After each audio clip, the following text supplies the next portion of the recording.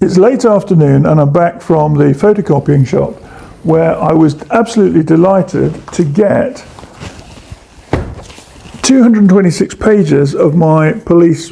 procedural story. It's 114,000 words, but what I've got to do now is the good old-fashioned work of hole punching this,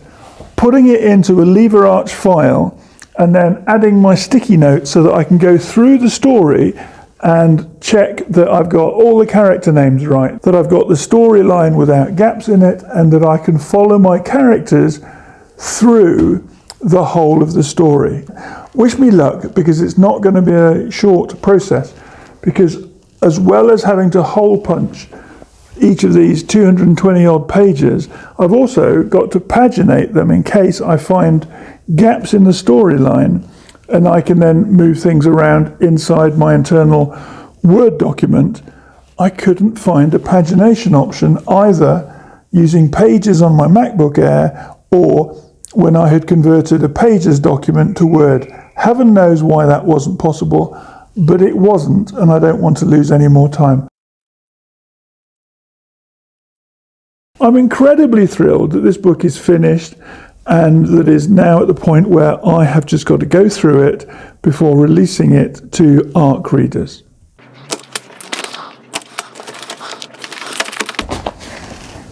Yes, it's all done.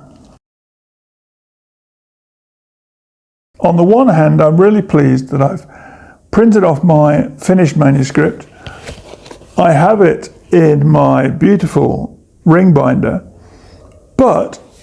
just looking through it makes me realize how disjointed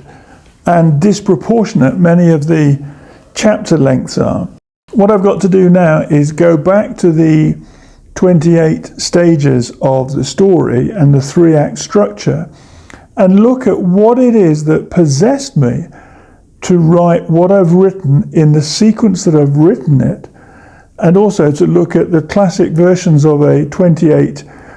section or a 28 chapters, not the right word, but a 28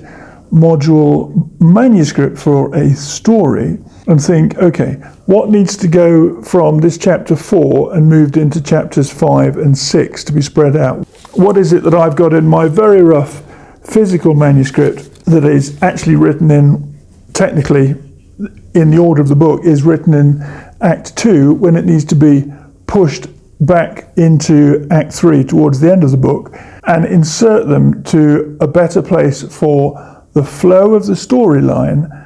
and the development of the characters' awareness, particularly given that this is a detective fiction story. I've got to move the characters' awareness so that at the moment, as the story is, things are being revealed that they technically don't have the knowledge of at that stage in the story. So I've got to backtrack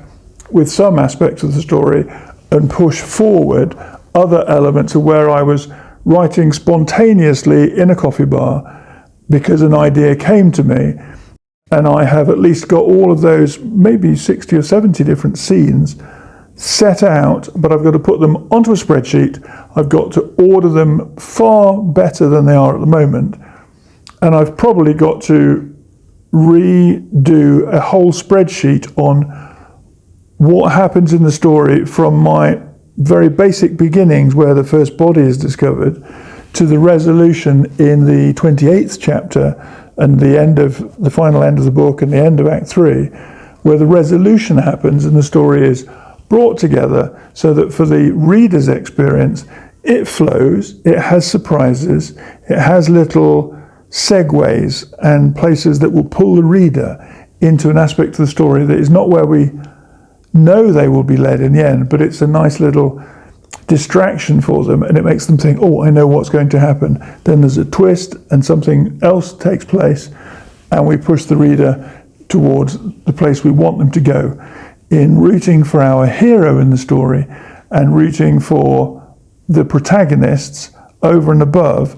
the dark, evil character of our antagonists. But I'm happy. It's been a productive hour sitting with the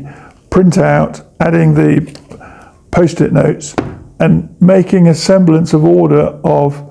what has, for the last few months, just been a growing and a growing manuscript, but now I can actually see the kernel of a realistic story, albeit I have a lot of work to do.